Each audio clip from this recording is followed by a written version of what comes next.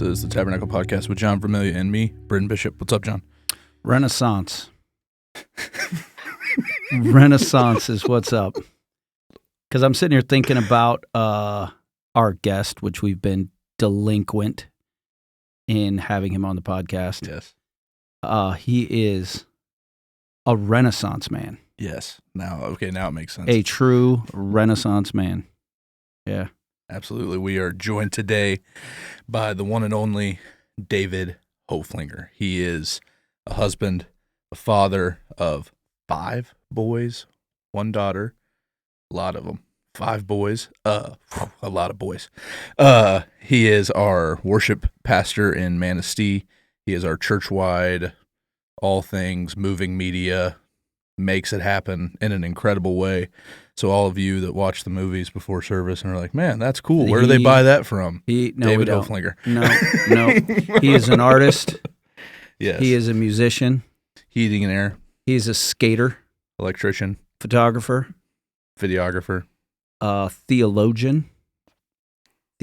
Some of the wisest stuff about the Bible, insightful stuff, especially usually with an illustration comes out of his mouth. C.S. Lewis fanboy. He's also a connoisseur of fine mustachios? Yes. Yep. Sometimes he'll wax it up. Yeah. Today, it's just normal trucker style. Trucker style. Absolutely. Yeah. But David, Keep on trucking. Yes. welcome to the podcast, Well, man. thank you. I'm glad to be here. What is up to V? Are you glad to be here? Or did you get drafted because you were in Buckley on Thursday? I mean, secretly, I love to talk, and so Yeah, I'm looking excited. forward to the opportunity. I'm excited about it. Yeah. We are jumping back in to our 1 John study. I was ready to move on to the next thing. But we're finishing 1 John. 1 John. And that's why we brought David. Yes. Because David's got some insights. Absolutely. So, David, no pressure. Yeah. But For those listening to this, yeah, tell them why you're a little I don't not 1 like John the out. Bible, but we've been teaching in 1 John with our young adults. Did a 1 John study with a fight club. Been doing it on the podcast, and so I'm just I don't know. You just get there sometimes. We needed some fresh insight. Yeah. So I haven't been in 1 John in a while, so there we go. Excellent. Excited. it's fresh for me right now. Love it. So. David, I do have, I guess, if you were on death row, and I know you don't like I this. might be, yeah. Yeah, if you were on death row, what meal would you be like, this is the one I want What's to your go death out row with? meal? Yeah. Oh, man. That's a great question. My wife's giant enchiladas, man. Yeah, Lindsay I've heard makes about these. giant Oh, enchiladas. Yeah. They're like this big with seasoned beef, black beans, Spanish rice, pepper jack cheese, I'm hungry. smothered No. with sauce and cheese and then baked. Oh, mama. Love it. How big is it again? Giant. It's a Do you a put big the whole one. thing away in one sitting? 2 sittings. 2. No, I was gonna I say- eat 2. 2 in one sitting. I'll eat 2. I'll David, put it down. Is that Where the does it secret go? to your figure? Because you got to weigh about $145, maybe 50. I love it. No, David is one of those guys on staff too. Like you and I have to be careful with him, Matt Hughes, Victoria, Lindsay, because they have like the archives. And they're all the artists with the archive And David's access. got some archives with I think it's altered footage of me. Nice being- outtakes. Oh yeah, some good outtakes. He'll catch you picking one your of my- nose in a certain. Oh, yeah. One of my favorite David outtakes was from when I was hanging out with his kids one night, babysitting, and he sends me a picture later on, and I'm knocked out on the couch asleep. Because children are exhausted. Kirby, their youngest, is asleep in the floor in the living room, not in his crib, not in his bed, and then Grayson's just playing video games on the TV. And they came home to that. They're Good like, job. oh, Britain's with the kids. It's spring break, I taught- 86. They're safe. I They're taught him safe. what DoorDash was. I'm like, you guys want nuggets at midnight? I got you. So They got no Yeah. DoorDash in Buckley, I don't think. love it. Buckley General. Yeah, maybe. Well, sweet. We will jump into 1 John chapter 2, verse 15. Do not love the world or the things in the world. If anyone loves the world, the love of the Father is not in him. For everything in the world, the lust of the flesh, the lust of the eyes, and the pride in one's possessions is not from the Father, but is from the world. And the world with its lust is passing away, but the one who does the will of God remains forever. That's the CSB. David, I think you have the NASB. Would you read that? Very similar, but do not love the world nor the things in the world. If anyone loves the world, the love of the Father is not in him. For all that is in the world, the lust of the flesh, and the lust of the eyes, and the boastful pride of life, is not from the Father, but is from the world. The world is passing away, and also its lusts, but the one who does the will of God lives forever. So that's what it says.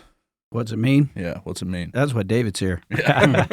Well, one of the first questions that it begs is the Bible's very clear when it says, do not love the world. But we're up against one of the most famous, most often memorized verses in Scripture, John 3:16, which says, but God loved the world. God so loved the world that he gave his son.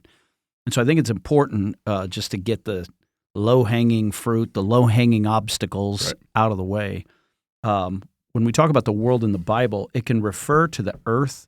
It can refer to all mankind, to the physical universe. But I think when it says here, do not love the world, it's not saying don't love people. And it's not saying don't love what God has made. The good parts of what God is, well, everything that God made was good. We've perverted it. But I think what he's talking about is the humanistic system, which is a sinful system that dominates the world. The one that says, he who dies with the most toys wins. The humanistic system that says, my existence is about me. It's about self-glorification, my pleasure, getting mine, instead of loving what God tells us to love and having more of an eternal perspective. And in my view, it might also have something to do with don't hang on to the world, like don't grip the world like this, like all of us do. I mean, I know I do. I mean, the older I get, and it's like, oh, to be 22 again, to do it over again, whatever, I don't know. I think the word love is a really slippery word, especially in our culture now when words don't mean anything. But love is not just like, oh, I love ketchup, on my fries, and Tacos. I love Jesus. Like, I think when you think of love as self-sacrifice, love is something you do. It's when you think about love as self-sacrifice, like, don't sacrifice yourself for the world. And if you think about how much we're willing to give up to have the things of this world, as opposed to how much we're willing to give up to follow Christ, really often we're not willing to give up the world to follow Christ. Right. That's such a good point, because I think that perspective brings it kind of full circle for people as we're looking at, well, what does it mean, like, do not love the world? But I think that simplified of what you're saying is, what are the things that you're willing to sacrifice even yourself for? Because those are the things you love the most. And I think that people, I mean, there's guys out there that could go as far as the truck you drive, the status you keep, the things that you're seeking after. But I think as well, people make their self-sacrifice in a way that, man, you know what? Like, I don't care the impact it has on me. That's what I want in my life, whether it be substance or whatever. But then I think the key piece as well is, where do you go with that? And I think that's what it begins to kind of unpack as it continues down towards the bottom, and we'll get to that. But I think the key piece is, all of us are going to love something. And I think that doesn't get left to question here. And so if I'm not loving the world, then where do I go with that? And at the conclusion of this, it talks about that. But I want to keep kind of unpacking that, the world piece and love. So what, like, David, you gave a good definition with self-sacrifice, but how would we, like, properly define that word love? Is there any more, JV, you would add, or David, any more you would add to kind of bring that full circle for people? Because love is kind of, I mean, like you just said, it's been hijacked in our culture today. And so I think to bring, like, clarity out of that word, and then also, I think that's something, as you look at this 15, 16, 17, if I was sitting at a Fight Club table, that would be a question I ask, is, let's define love. Let's define what is love. And so that's kind of the question I float out to the two of you. Often in the New Testament, in older versions of the Bible, you would see, instead of love, you would see the word charity, which I really like that word, because it illustrates giving of yourself, like you're giving yourself away. That's what love is. It's not just, I feel happy when I see you. It's not a bubbly feeling. It costs you something.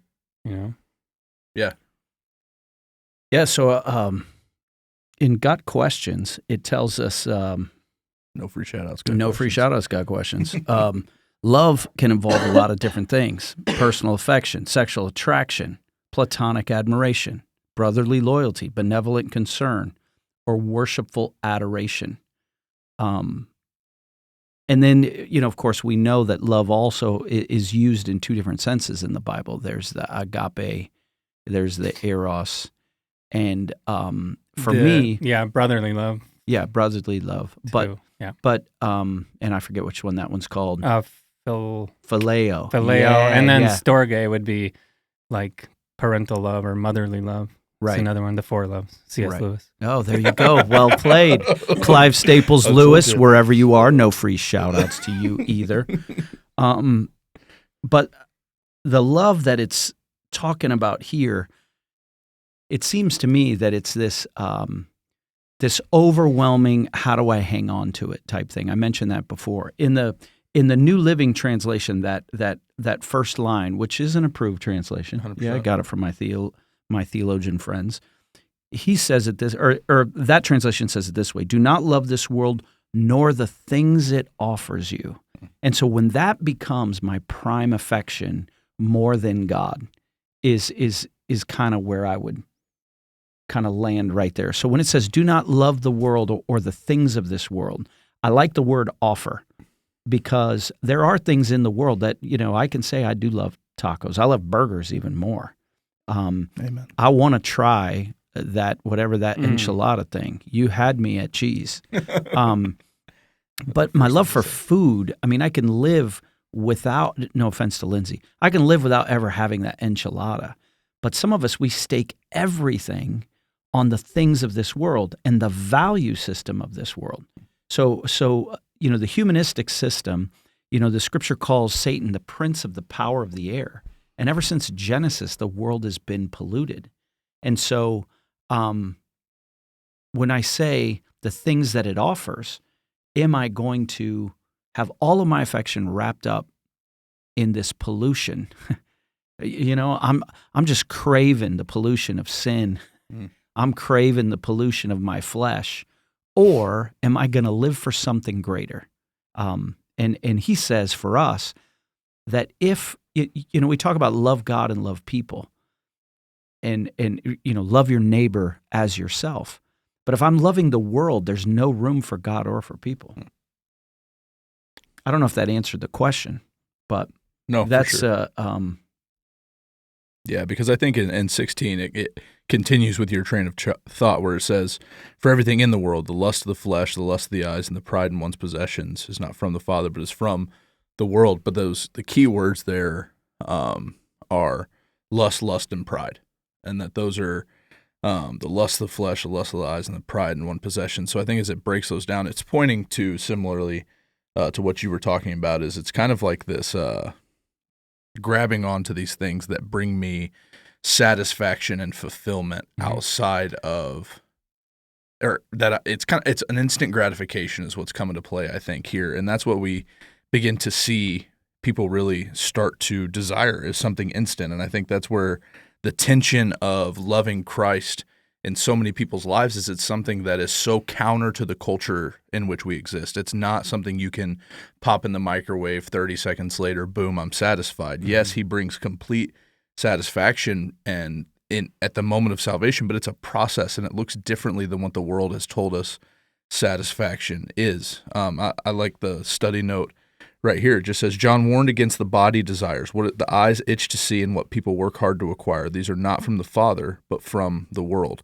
And so I think that as you're looking to be a disciple of Christ, as you're looking to be someone who is following Jesus, that's loving him and loving people, it's defining what are the things that are from him in my life and what are the things that aren't from him, and what am I living for? And I think as you begin to narrow that out and begin to be a little more practical in those spaces, but I mean, this is one that you throw this at a Fight Club table and everybody gets quiet. Yeah, why do they do that? I want to back up just a second because absolutely. in verse 8, if anyone loves the world, the love of the Father is not in him. So it talks about your love for the world, that's yours. And if you love that, then the love of the Father is not in you. Yeah. And it's actually the love of the Father in us that is pursuing something beyond this world. And there's something about surrender there, that I'm allowing the love of Christ to live in me. When we pursue the world, there's no room for God's love in our heart because we're filling it up with all this stuff and the comforts. And he talks about the lusts of the flesh, like the things we want to make us comfortable, but then the lust of our eyes too. It's not just that we can have it, but we want it. And there's all these things that we see. I think about Adam and Eve when she saw that the fruit was good, like to make one wise. She saw it first. Yeah. Or when David saw Bathsheba, like it said, he saw her, and then he's like, I want that. And so, I don't know where I'm going with that, but. No, that's good. Yeah. You were talking about the love of the Father. I think you meant verse 15. Did I? Yeah. No, that's the tail end of 15. No, that's fine. Sorry. I was tracking. That's a big statement to say. And the Bible is not afraid to have either or statements. The Bible loves the law of non-contradiction. Yeah. If you love the world, the love of the Father's not in you. That's a scary thing to think about because a lot of us, we, even in the church, especially in the church, can easily fall into the trap of my good outweighing my bad. But the Bible doesn't, especially in the New Testament, doesn't have that measuring stick of my good versus my bad. It goes to higher law, the highest law, which is the law of love. And it's telling us that, man, this love thing is so important. It drives everything else. And that's where we get the big three. And I think that's where you were going to go is let's break down what is the lust of the flesh, what is the lust of the eyes, what is I the just pride thought of of something, but consider like our love for the world. And when you ask someone what heaven is going to be like, and they immediately start populating that with the things of this world. World. Oh, there's not going to be any pain. Right. My loved ones will be there. There's going to be all this food. I can run and not get tired. Well, you didn't even mention I'm going to be in the presence of Jesus Christ, my Savior, and God the Father, like in His glory. Like we immediately go to the things of this world, and we paint a heaven without God. Oh, 100%. I mean, look at the music. We paint a heaven with world, sorry. Yeah. I mean, look at the music that we're surrounded with in the secular sense of just the ideas of heaven. There's one song of an artist that I participate in listening to. He says, if I can't take my hounds to heaven, then I'll go to hell with all my friends. And it's just this whole thing about like, man, if it's not going to be the full satisfaction that I've found here on earth, I'd rather be in hell participating in that. And I think that so many people have their hearts, like you just pointed to, are so full of a love for the world that they can't fathom anything outside of that. And so then heaven seems like less than because it may look differently than what the world has told us life is. And I think that you see that come to play in a lot of people's theology of what that looks like. And the crazy thing is that's the worst theology ever. It was probably a country song. That's all right. I get it. Some guy, I mean, it's probably not a rapper talking about his hounds, but maybe, Michael Vick, maybe, I'm not sure. He's not a rapper, but he's a football player. Maybe he's got some hounds, but, or maybe he's not allowed to have dogs anymore. But, hey, come on, man. This is Fight Club. What's said in Fight Club stays in Fight Club unless it's at a podcast. But the bad theology there, because I've heard that too, where guys are like, yeah, man, I don't want to go to heaven. I want to be in hell with all my friends. And they forget the fact that you're not going to be in hell with anyone but you. There is no relationship. There is no community. The Bible calls it utter darkness, which is complete separation from God. And earlier, and we talked about this before the podcast began, the whole theme of kind of 1 John is this walking in the light. And we were talking about how when we're walking in the light, we're in relationship with God. And to not be in the light is to be in utter darkness. And that's what hell is for eternity. You're there with nobody and completely cast out.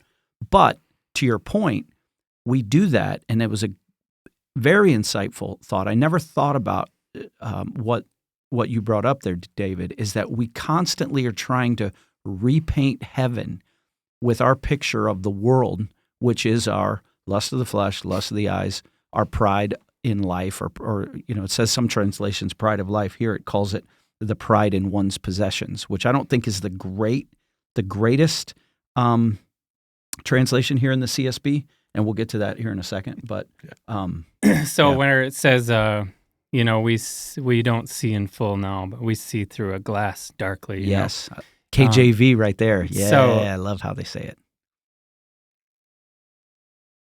Every beautiful experience, everything, and as a photographer and things like when we take a photo, it's because there's some glimpse of beauty. He's taking a lot of my pictures, so that would be true. Yeah. So, no, but I mean, okay, so you and Hope, right? Getting beautiful photos. Getting married, and there's joy there, and there's something really beautiful about their wedding photos look like an album cover. It was amazing. Yeah. But there's something beautiful, and you're like, we want to capture that because there's something beyond that's pointing to. And in The Great Divorce, C.S. Lewis, I read it. I don't know. So just for listeners, there's a bus that comes from hell and brings people to heaven. And it's kind of like this tour bus, and there's these guides that show them around heaven, and they just want nothing to do with it. Sorry, y'all. It's the hoses. Yeah. So there's an artist who's a painter, and he comes and he's like, this is so beautiful. And he just starts painting the scene of heaven. And his guide, this ghost, says, no, you don't have to paint it anymore. You have the real thing here in front of you. And, we try and grab on. And that is the lust of the flesh and the eyes. We want to grab onto that thing. We see a movie that lifts our spirit, and so we watch it again and again. But as we watch it again and again, the joy is diminished. Yeah. And yeah. I don't know. So, and dude, you had me. Yeah, 100%. So I guess the theological point would be in heaven, nothing needs to be captured or held onto because it just is for eternity, and there's fulfillment for eternity. The people saying, I'd rather be in hell, and I'm going to take all this stuff with me. You're not. Yeah, you're not. You won't even have the memories. And you won't have the thing itself. Yes. And you won't have the memory, and you'll be isolated. And it's not good for man to be alone, right? Right. And you'll be totally isolated from God, from others, and that longing to be known, walking in the light. That's to be visible to others, right? To be known and to be loved.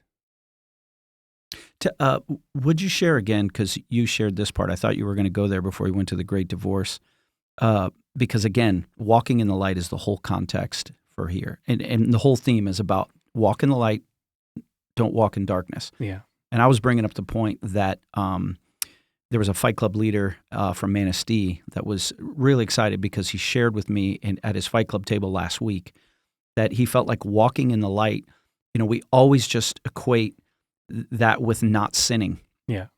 Or if I'm walking in darkness, I am sinning. And as he was thinking about this, he kind of moved beyond that and to say walking in the light is walking in relationship. And was super excited because it was backed up in a commentary, and I got excited with him.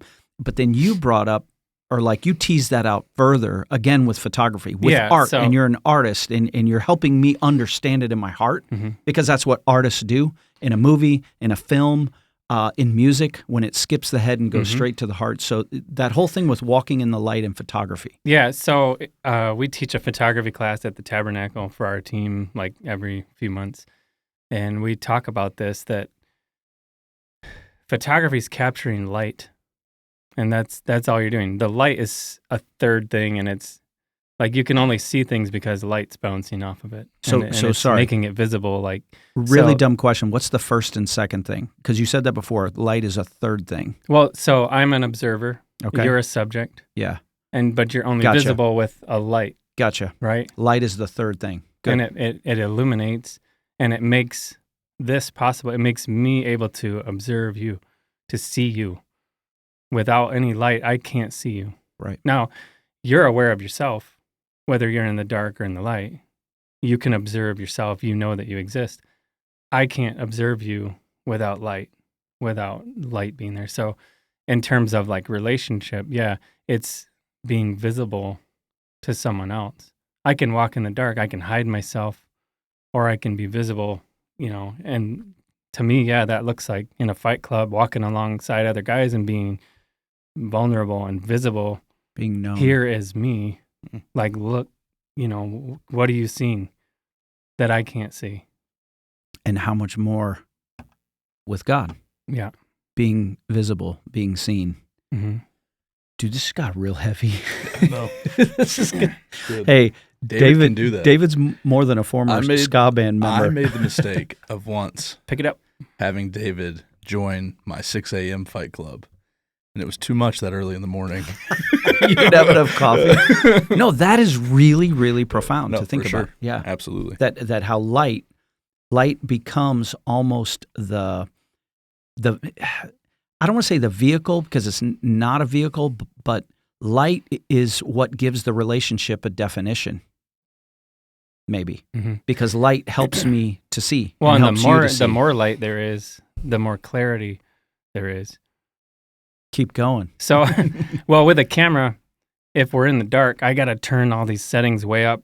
The ISO, and it gets super grainy, and the photo gets blurrier, and it's harder to see what's going on. The more light you have, the more clarity your photo is going to have. So, throw that out there. Yeah. Also, Jesus is the light of the world. I'm going here. Go. We love bunny trails, bro. So it's pretty cool. You're the guest. Keep going. So if you want to pick up a book called Quantum Theory, and it talks about the dual nature of light, that it has both wave and particle properties. Light itself is a mystery still. We do not understand how light works. And it has a dual nature. Mm-hmm. Fully God and fully man. Jesus says, I am the light of the world. That's pretty cool. Both Some science stuff. So is he both wave and particle? Indeed. That's next level. These are the conversations when you walk up to David in the back of the green room on a Tuesday, and you're like, what are you doing? And he's like, well, I was just reading this book, and this is going to be like, what? Quantum What theory. just happened? I'm just messing with quantum theory. Yeah. Britton's over here reading comic books. Nope, because I can't read. No, you do. No, it's a You do mystery. well. It's a mystery. Sure. No, for sure. Yeah. I think The mystery of God and flesh. Yeah. Yeah, and this latter will transition into verse 16 now. For everything in the world, the lust of the flesh, lust of the eyes, pride in one's possessions, is not from the Father, but is from the world. I want to break down a little bit for listeners, because we both, all three of us know, we've sat at the Fight Club tables. This is when everybody knows the right answer, but maybe not the real answer. As you kind of talk about these subjects of the lust of the flesh, the lust of the eyes, and pride in one's possessions, is not from the Father, but is from the world. And so I think it'd be good to break those things down, because that's the hang up, right? Right. Those things. So one, Lust of the flesh. yeah, I think defining lust would be useful first. So if you want to dial that up, or David, Yep. if you Yeah, I don't think it's always. I mean, we always go to right. It's obviously sexual it obviously sin, connects to sexual sin, but I think it's so much more than that. but as it's well. Yeah. anything that I'm desiring. I want that. Yeah. I think desire is the key word. Yeah. Is we are human because we are flesh. We're made in flesh. It's not so we're supposed to despise the fact that we're flesh, but we have desires. God also has desires. God's desire is for relationship with us. God's desires are to punish sin in his righteous and justified wrath. God's desire is to love and redeem and make things new and put them back together. And so God has desires. I have desires.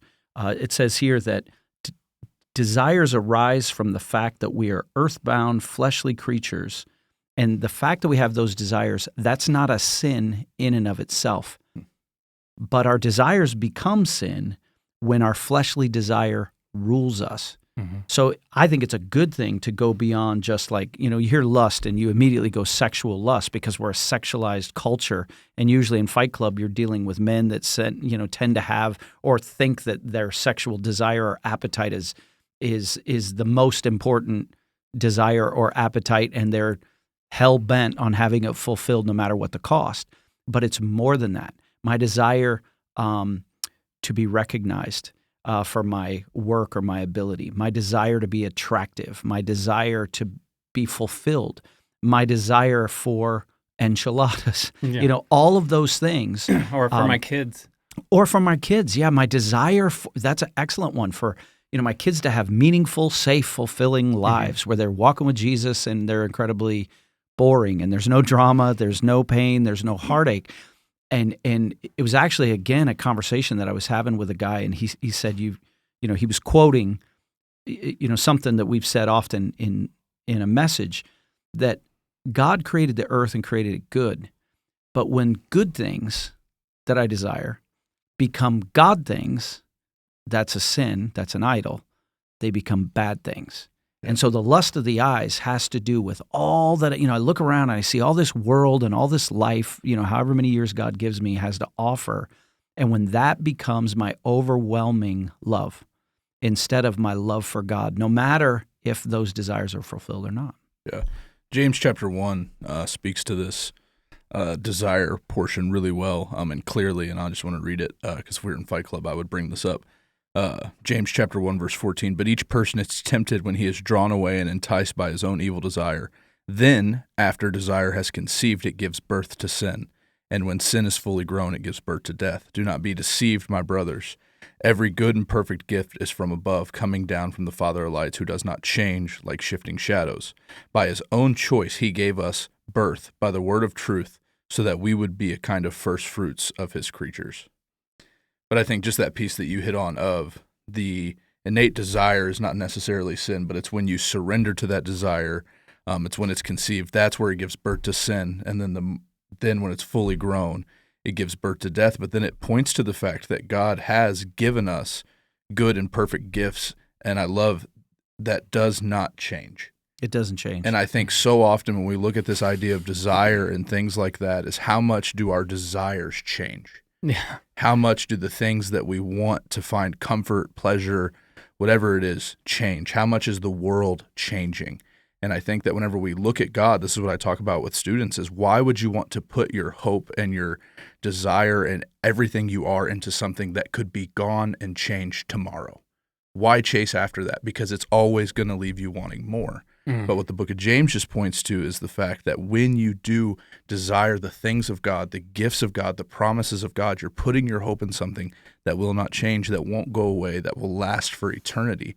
And I think that for me, that was a piece of the Christian faith that was so attractional to me, was the fact that I had been chasing everything else. And it was constantly letting me down. And the minute I'd make it to that thing, I'd be in the middle of it, and it'd be like, well, crap, this isn't working either.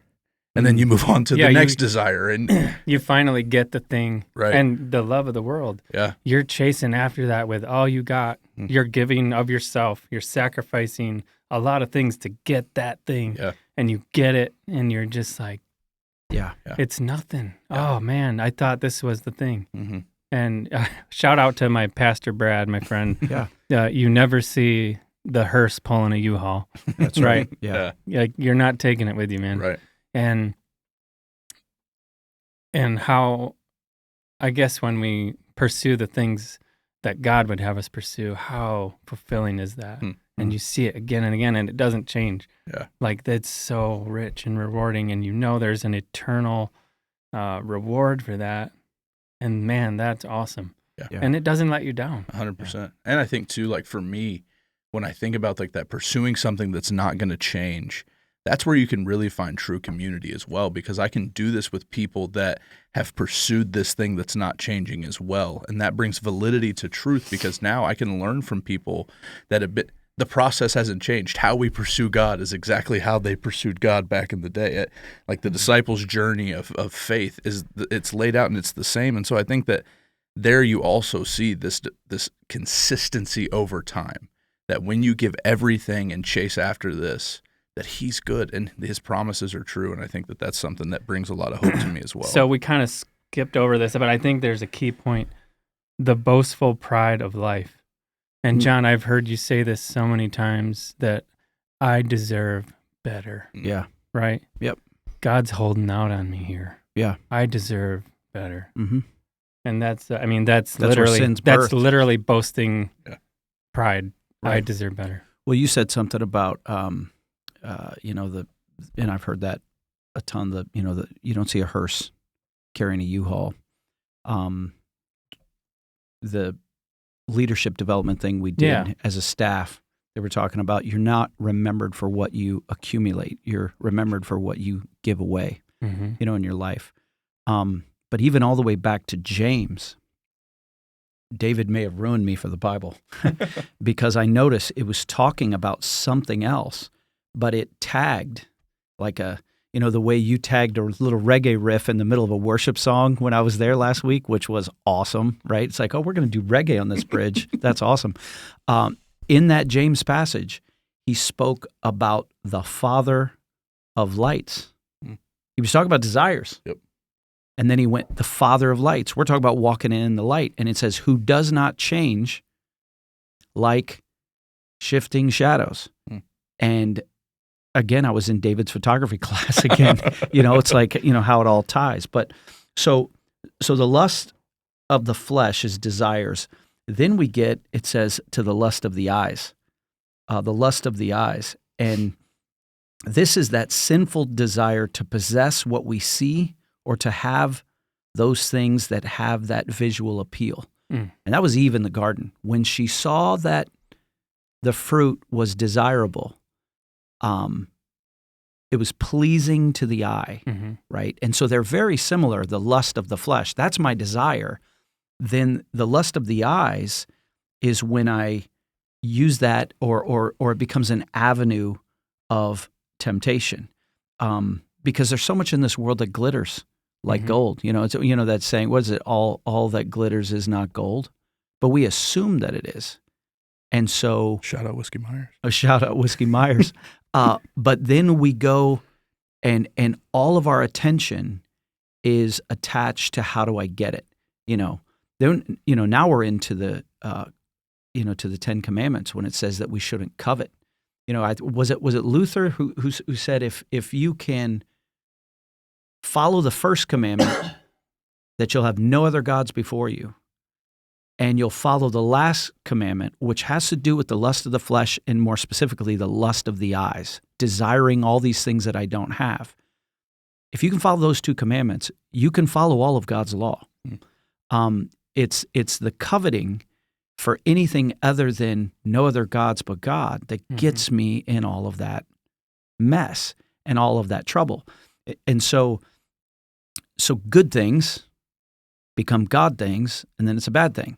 And sex is not inherently bad, but when we make it a God thing, and that could be within marriage or outside of marriage or outside of my gender or however we want to make anything outside of God's design, it becomes a God thing, and now it's a bad thing. Food is not bad, but when my lust of the flesh and my lust of the eyes overtakes me, then it becomes gluttony. And the examples are endless. I'm just looking, John. I'm just looking. Oh, you're just window shopping. I'm just looking. So you're just looking. It's not really sin. I'm just looking. Is that sarcasm? Yeah. Yeah. Well, it turns out we can control a lot of what we look at. We can't always, but most of the time we can. So why do we keep looking in directions that are going to cause us to stumble? 100%. I think often that can feel at times something you've said before that is so counter the world we live in today, and it's the fact that sex is not my right. Yes, it's not my right. It's not my right, and I think that lust piece is we've been convinced that this is like food, water, air, sex. Those are the things I need to survive. Those are my rights. Yeah. And I think that's something that it's just not the case, but it looks like you've dialed something up. Yeah, if you go look at Genesis 3, and you guys are super familiar with it, we see the lust of the flesh, the lust of the eyes, and what the CSB calls pride of possession, which you already kind of touched on a little bit, but I think a better translation is the pride of life. So in the diagram or the template for all temptation, we see in Genesis 3 with the fall of man. You know, the woman and the serpent get in a conversation. Did God really say? That's how temptation starts. Yeah, question God's word. Yeah, you're questioning what he said and what is fulfilling. And then the lie comes in and no, you will not surely die. And so she believes the lie. But in verse 5, the serpent said to Eve, in fact, God knows that when you eat it, your eyes will be opened and you will be like God, knowing good and evil. Mm-hmm. And then here's the template, verse 6. The woman saw the tree was good for food and delightful to look at, lust of the eyes, and that it was desirable for obtaining wisdom. So there's the first one. Sorry, there's the desire, the lust of the eyes. Mm-hmm. So she, compelled by her lust of the flesh, good for food, and her lust of the eyes, that it was desirable for obtaining wisdom. So she took some of its fruit, ate it, and she also gave some to her husband who was with her, and he ate it. Then the eyes of both of them were open. They knew they were naked, so they sewed fig leaves together and made covering. The other translation says, and they were ashamed. Mm-hmm. You know, later when God comes looking for them, you know, why are you, or where are you? Mm-hmm. And he says, I was hiding because I'm naked. Who told you were naked? He was full of shame, right? And so we see those three things at play. And I think the only way to combat our desires, because again, before we get to the pride of life, desires aren't bad. But the reason that I covet is I'm not grateful. And when I'm grateful, I'm content. So the reason that we're not content is because we're not grateful. And the reason we're not grateful is because we don't practice gratitude. She was in a perfect place.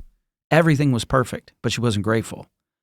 And did God really say, and then when he played that card, you will be like God. That's the pride of life. The pride of life, yeah, you can take pride in your possessions, pride in your accomplishments, pride in your looks, pride in your talent, pride in your car, your golf score. Praise God. Pride there. No pride there, right? But the pride of life, that's the desire to be God, to be a God unto myself. And that's what Eve wanted. You will be like God. Oh, I'll be like God? And so then she acted in that disobedience. Adam and Eve together acted that way. But that's the pride of life. And that goes back to the I deserve better. I deserve to be the God of my own life and have my fleshly desires fulfilled, my eyes fulfilled for all of the things that I want, and no one can tell me no. That's when I want to be God, and I make myself in God's image, which that's the slippery slope. Yeah. Couple C.S. Lewis quotes here. So he says, God wishes to give us something, but he cannot because our hands are full. Yeah. And that's that holding on to this stuff. But he said, I can't remember what book it was. He said, if you aim at heaven, you will get earth thrown in. Yeah. But if you aim at earth, you will get neither. Yeah.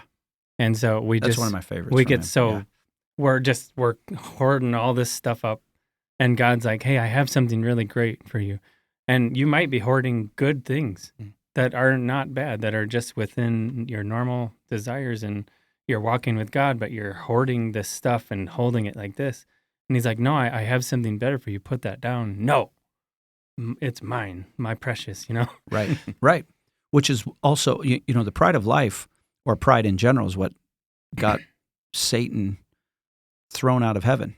Satan doesn't tempt you with a big pile of garbage. He tempts you with something good. Yeah. But to the pride thing, it was pride that got him thrown down. Mm-hmm. This says here's the essence of the pride of life. Anything that exalts us above our station and offers the illusion of godlike qualities where we can boast in arrogance and worldly wisdom. So our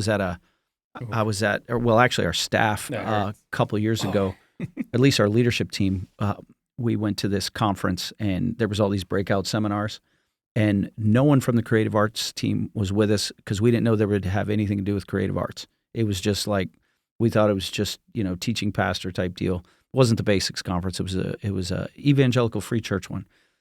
And so I saw this this seminar led by an African-American woman, a worship leader, who was our worship leader for the week. She was awesome. She was incredible. And her name will come to me hopefully before the end of the podcast. But she was doing a seminar about how to think theologically about worship. And it was all about diversity in worship, styles, ethnicities, kind of the whole deal. And so I'm sitting in there and she begins her talk like this. She goes, picture heaven, what we can imagine, using Isaiah's picture, that you have the cherubim and the seraphim and there's a worship, all the angels are worshiping God. Holy, holy, holy is, there's a smoke machine, For sure, there's light, there's all this bright light, and you have all the angels. And so she asked the question, what got Satan thrown out of heaven? And I'm in a room full of pastors, ministry staff people. And I'm sitting there with Ben Brown, and no one's saying a word. And I probably shouldn't have, but she was waiting for somebody to say something. So finally, I took the bait. And I said, pride. And she goes, yeah, but what happened before pride? And I'm like, dang it. I was like, oh, okay, teach me. And so she taught us a couple things that actually, and this is Bunny Trail, this is Fight Club, so we can do whatever we want, right? She has actually heard some pastors tell their worship leaders to be careful because Satan was the worship leader in heaven. And she was like, "That's not true." Did he have skinny jeans or? Yeah, he had. Yeah, he looked like. Well, sorry, better be careful. I was going to throw. David doesn't wear loose jeans either, so I wasn't. No. She said that's not true. You guys are lunatics. Got the two most ADD guys that I could have here besides Tim Burgess. She said, "There's no one leading worship in heaven." Because no one needs to be led in worship. Is God's character and his nature demands worship. But back to the question, what got Satan thrown out of heaven? There's a point in this. And I'm like, and her deal is, what we can deduce from Scripture, the most beautiful, exalted angel that there could be, but everyone is exalting God. What came before pride? And she said, in her opinion, and I like it, Satan noticed himself. He took his eyes off God and saw him. That's when pride was born. Because he's not like running around, hey, we're going to worship service today. Does my hair look good? Did I do my hair right, Britton? Right? Yeah. Or should I wear a hat today? Right? Come on, man. I'm just playing. So if you take that back to... But he noticed himself. Every good and perfect gift comes from God. When I look at myself and I see something good, I recognize that came from God. Right. Right? I didn't make that. Right. Like I'm creative and I see artistic stuff. That's who God made me. So I can praise God and say, God, thank you for making that. Gratitude. And it's gratitude, but I can look at my brother who's different and say, thank you, God, for making him that way. And for you, and, all the parts of the body have these different things and how it's like, that's so great. And that's the key, because I think so many people, our tendency with God is when it's good, it was me. And when it's bad, it must have been him. And that's how that's good. And I think that's what's playing out is that's the tendency, right? Yeah. Why did you make me this way? Yeah. But when it's good, right? It's that pride in self and all of that. I think that's a very good perspective. I think we do that with blessings too. We're like, hey, I'm making lots of money. I got the truck. I'm great, man. I did this. Pride. And then when you lose a child, God, why did you do this? Why? We blame him. Oh, what? But look at all the blessings I have. I'm not angry at God, by the way. No, I know. Yeah. For those people that maybe aren't a part of the Manistee campus or maybe didn't have the opportunity to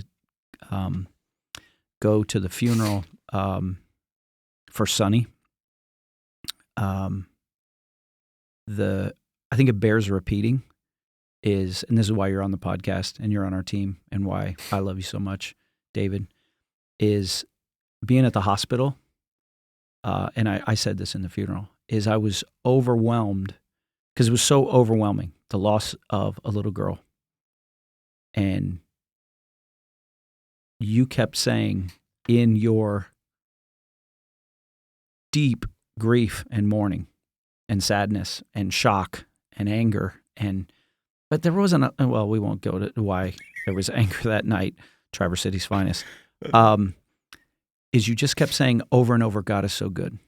God is so good. Yeah. True. And that's the gratitude. Yeah.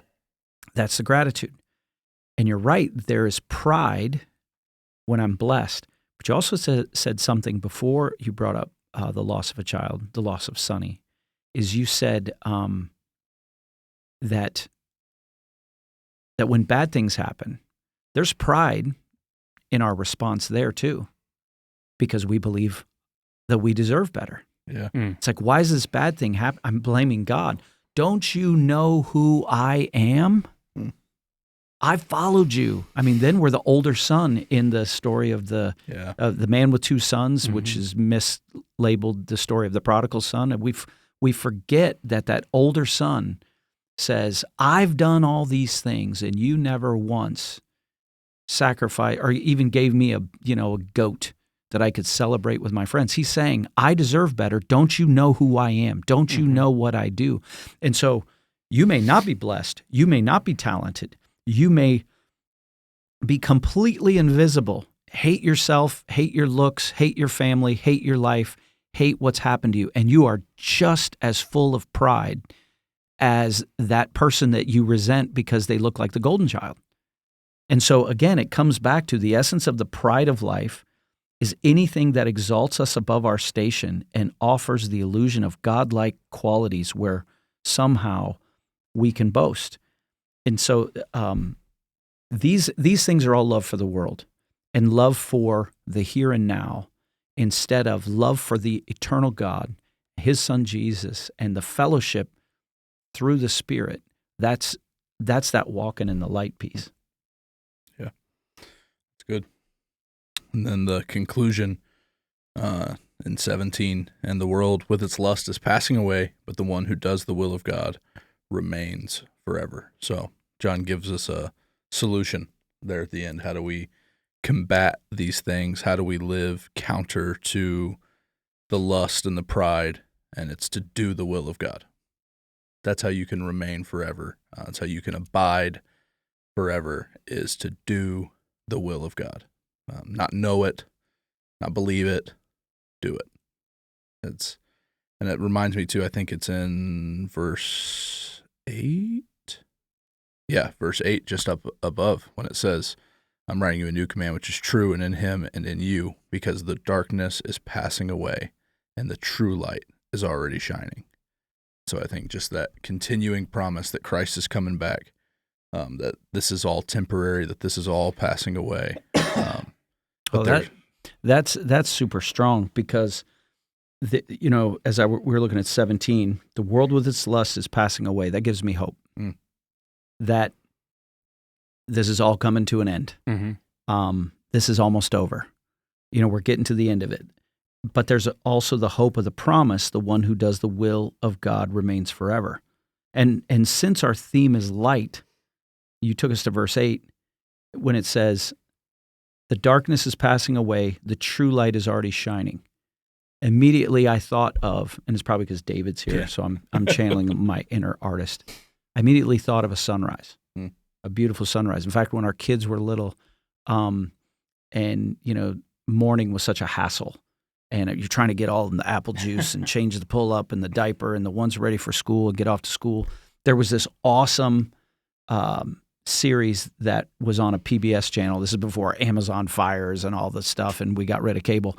But the show was called Sunrise Earth, and it was high-def cameras put somewhere out on some exotic location. It might be a harbor in Maine, or it might be someplace on Big Sur, California, or overseas. I mean, there was a tropical location where there's a mangrove swamp and then a beautiful white beach. And it was literally an hour of the very first light of dawn, and no words, no explanation, no music, just the sounds of the earth waking up. And what was awesome, this is a pro tip, with little kids, my kids would sit there and just, shh, no, watch, which was perfect for the morning because I hadn't had the second cup of coffee yet. And they would just sit there and, you'd hear like a gong, and then you'd see the first boat head out into the ocean to start, like a fishing boat. And then the second one you'd hear, and I'm not naturally a morning person, but when I see that verse, I started thinking of a beautiful sunrise. With the coming of Christ, the light is already here. It's already shining. With the birth of his church, every person who reflects his light shines in us. It says, it speaks in the New Testament about his light shines in us to give us the light of the knowledge of the glory of God in the face of Christ. And so there's incredible hope there that sunrise earth is happening right now and darkness is passing away. So if you think about that, in heaven, it'll never be nighttime because there's always light. So for me, it was incredibly hopeful. I'm not as good as an artist as David, but I heard Benji still watches that every morning. Is that true? Still watch Sunrise Earth every morning, Benji? No. Hey, my oldest daughter was at some sort of yard sale. She just told me this last night. There were 5 DVDs. She doesn't even have a DVD player. 5 DVDs of Sunrise Earth. She bought them all. And now she's like, I need a DVD player for my kids. That just made me think of something, but go for it. We're going to go to the beginning of the book.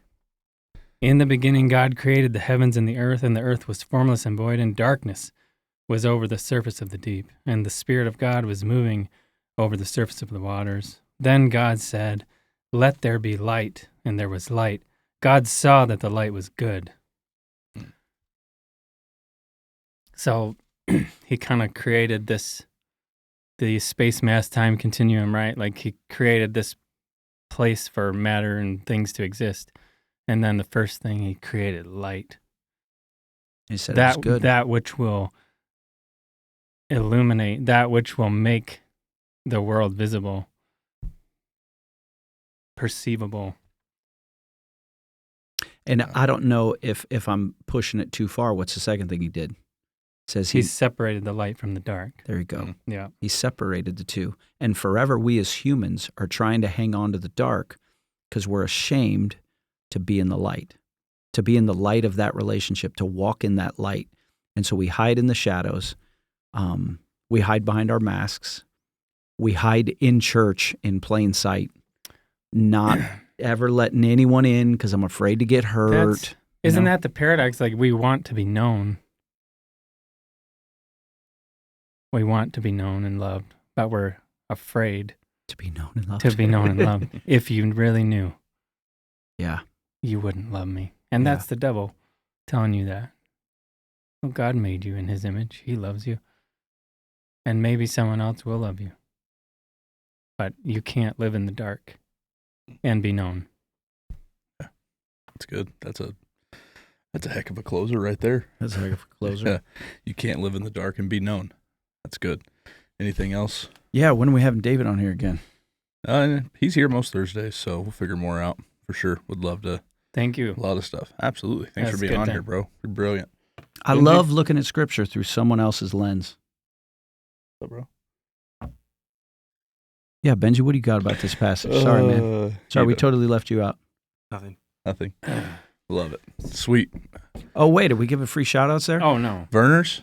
I will Michigan say. original. Hey, absolutely. And that is one of the things that, like, as Michiganders go on their journeys of this is so much better than everything else.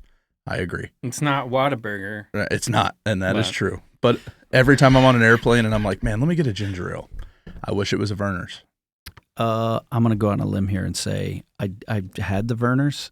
You can disagree. It's okay to be wrong. I'm Where married are you to from, man. I'm from everywhere, man.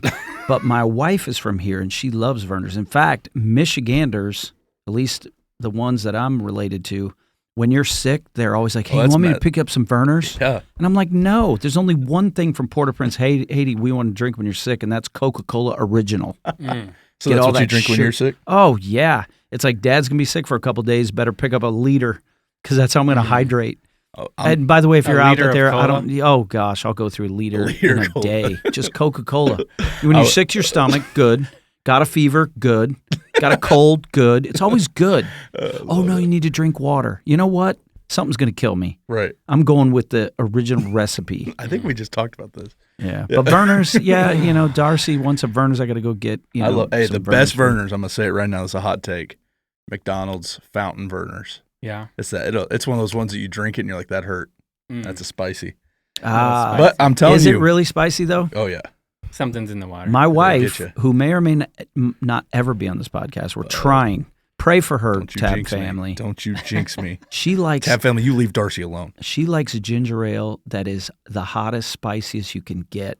She drinks this horrible concoction that you can only get in the South called Buffalo Rock. Yeah, I've had that. And it's like drinking hot pepper.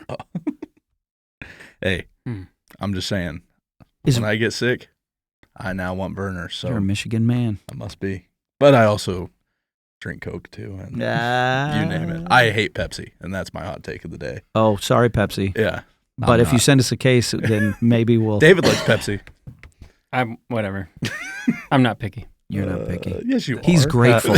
He's grateful. He likes how the light shines on Here the we go, Pepsi. Benji. They may look different, but they're the same picture. Coke and Pepsi. Benji, No doubt, they do taste different, but they're the same picture. I don't even know what you're saying right now. Oh, yeah. It's kind of like British. No right? free shout outs to Coke and Pepsi. No, yeah, Coke British. and Pepsi, isn't it like It's a British, lot Benji? Yeah, it's just a mindset. Benji, what's your hot take on British? It's a mindset. It's a mindset. It's a mindset. Is British real? I like how we're just calling it British. British don't exist. It's just a mindset. Vicky, are you listening? I was in the airport in Dallas, Texas not too long ago, and I'm sitting down for a Whataburger meal because I will miss a flight for getting to that gate. So I sit down. You texted me a picture, and you said to the burger in the text of what you sent me that Daddy's home.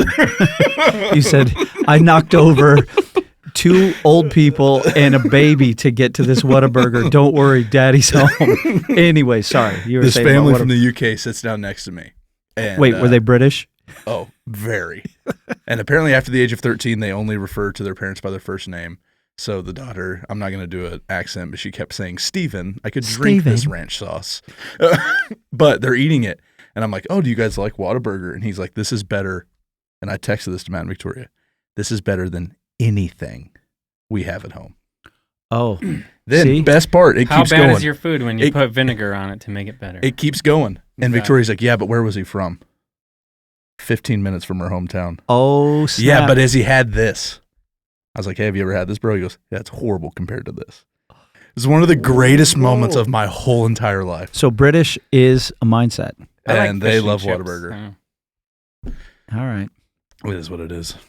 Sweet. Well, Tab family, it's grilling season, golf season. So We're going golf. you know where we're at.